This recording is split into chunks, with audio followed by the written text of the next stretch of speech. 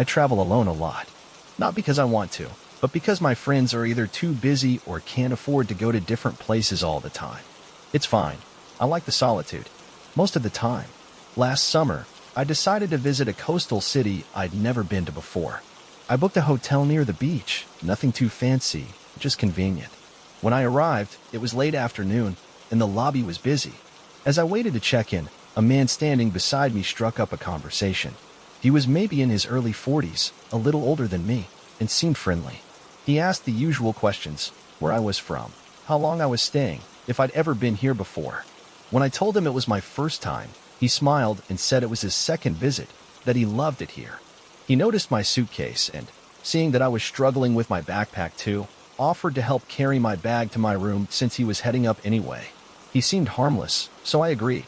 We took the elevator together to the 3rd floor, and as we walked down the hall, he casually asked my room number. I didn't think much of it and just said this one as I stopped at my door. He set my suitcase down, smiled, and told me to have a great trip before heading down the hall. After settling in, I decided to go out and explore the area a bit before dinner.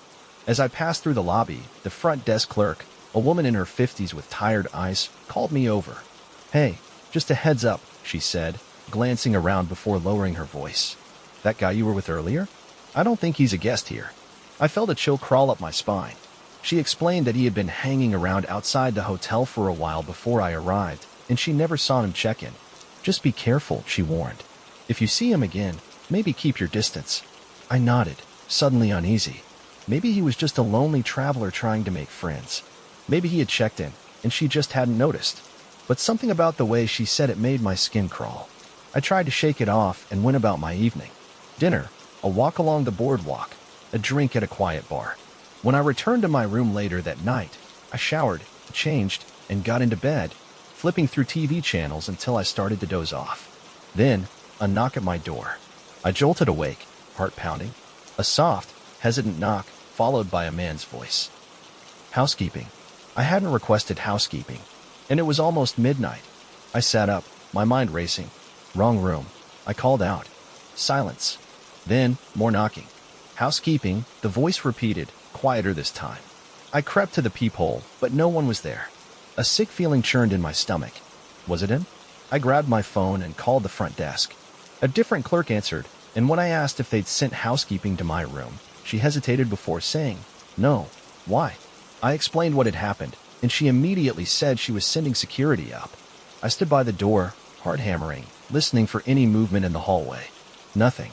A few minutes later, I heard a knock again, this time louder, more urgent. I jumped back, but then a woman's voice called out, "Hotel security."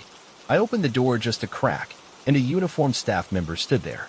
I quickly told her what had happened, and she stepped into the room, checking the hall.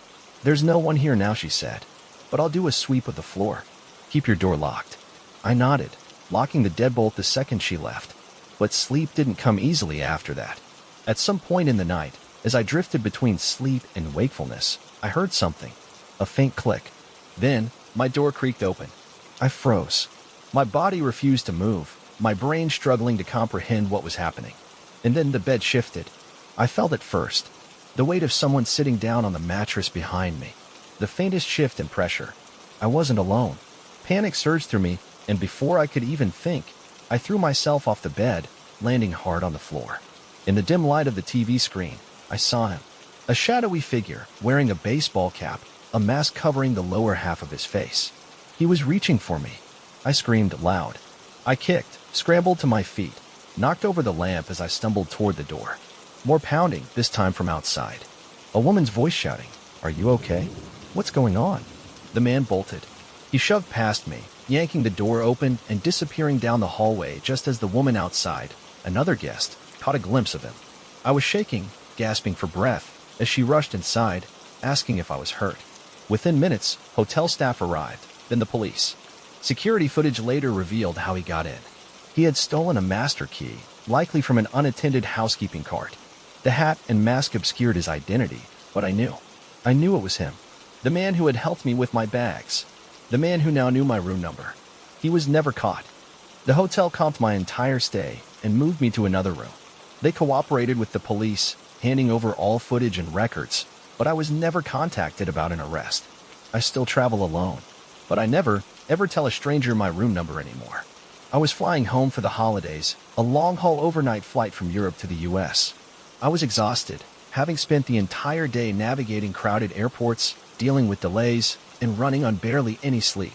All I wanted was to sink into my seat, put on some music, and drift off until we landed. The plane was packed, every single seat filled. I had the middle seat in a row of 3, which wasn't ideal, but I didn't care as long as I could rest. To my left sat a man in his late 40s, well-dressed, clean-shaven, and quiet. To my right was a much younger man, maybe late 20s, with sharp cheekbones, a buzz cut, and a wiry frame. His leg bounced constantly, and he kept muttering to himself. At first, I thought he might just be anxious about flying. I tried to ignore him, but every time I glanced in his direction, he was staring at me. Not just looking staring, like he was studying me. I shifted in my seat, uncomfortable, but tried to brush it off. Long flights made people restless. Maybe he didn't even realize he was doing it. The flight took off, and after an hour or so, the cabin lights dimmed. I put on my headphones, hoping music would drown out my unease, but something about him kept gnawing at the back of my mind. I could still feel his eyes on me. I decided to turn my head slightly, just to check. He was still staring, not blinking. I almost asked if he needed something, but something in his expression made my throat go dry. He had this faint smile on his lips, like he knew something I didn't. I looked away, forcing myself to focus on my screen. I scrolled through movies, pretending to be engrossed in them, but I could still see him watching me in my peripheral vision. At some point, I must have dozed off because I woke up to something brushing against my arm. His hand. His fingers had barely grazed my skin before I jerked away, pressing myself against the man on my left. "What the hell?" I whispered, but he just smiled. "Sorry," he muttered, his voice slow, deliberate. "Didn't mean to wake you." My pulse was hammering. I wanted to call a flight attendant, but I hesitated. What would I even say? He was being creepy, but he hadn't actually done anything. Yet. I turned toward the window instead, keeping as much distance as possible. Eventually, he shifted away, facing forward. I told myself I was just overreacting. Then, a few hours later, while the plane was silent and dark, I felt something else. A slow, warm breath against my ear. I went rigid. He was leaning toward me, close enough that I could feel him. But when I snapped my head around, he was still facing forward. His eyes were half closed, like he was pretending to sleep. I didn't sleep again after that. As soon as we landed, I grabbed my bag and got off the plane as fast as I could. I didn't look back. I didn't want to see if he was still watching. But when I got to baggage claim, I felt it. That creeping sensation of being observed. I turned my head slowly, scanning the crowd. And there he was, standing just a few feet away, not even pretending to look elsewhere. Just grinning. I grabbed my bag and booked it toward the exit. I didn't care how paranoid I looked. By the time I reached the taxi line, I couldn't see him anymore. Maybe I lost him in the crowd. Maybe he never actually followed me and I was just spiraling. But a week later, I found something in my carry-on. A note, scrawled in tiny, precise letters on a crumpled boarding pass. "I love watching you sleep." I still don't know when he put it there. We had been planning the trip for months, a much-needed getaway to a secluded island off the coast. My girlfriend, Lily, and I wanted somewhere peaceful, away from tourists, where we could just relax and forget about work, stress, and everything else. The island was small, mostly jungle, with a few scattered resorts along the coast. We booked a cabin at a place that advertised itself as off-the-grid luxury, solar-powered, no Wi-Fi, no distractions. Just us, the ocean, and nature. The first 2 days were perfect. We hiked, swam in the clear water, and had drinks under the stars. It felt like a dream. Then, on the third day, we decided to explore a bit further. One of the locals had told us about a hidden waterfall deep in the jungle, a place not marked on any tourist maps. "It's about an hour's hike inland," he said. "Follow the old stone path, but don't go past the ruins. That's too far." That last part stuck with me. Too far? But he just shook his head when I asked and said, "Just don't." Lily thought he was just trying to spook us, but I felt uneasy. Still, we were here for adventure, so the next morning, we packed some water bottles and headed out. The jungle was thick, humid, and buzzing with the sound of unseen creatures. The stone path was barely visible under the overgrowth, but we followed it, step by step. About 40 minutes in, we found the ruins. They weren't anything grand, just crumbling stone walls, half swallowed by the jungle. It looked like an old settlement, Maybe a church or a village long abandoned. There was something unsettling about it. The way the trees seemed to bend inward, the way the air felt heavier, as if the jungle itself was watching. We should turn back, I said. Lily laughed. Come on, we're so close. I hesitated, but then we heard it, the faint sound of rushing water. The waterfall. So we kept going. The path got narrower. The trees pressed in closer. The air smelled different, damp, but also wrong. Rotten. And then we saw something ahead. A figure. At first, I thought it was a person, standing motionless in the middle of the path. But as we got closer, my stomach turned. It wasn't a person. It was a statue. A human-shaped figure, carved from stone, weathered and cracked. But something was off. The proportions were wrong.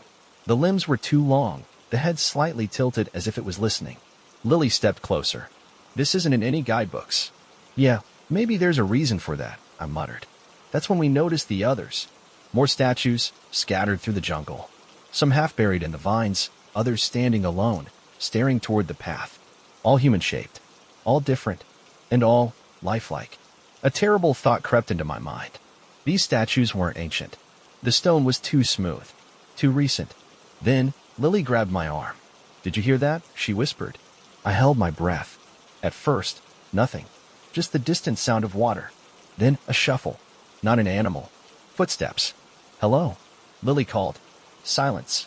Then, from somewhere deep in the jungle, a voice. Not loud, not close, but unmistakable. It mimicked her. Hello.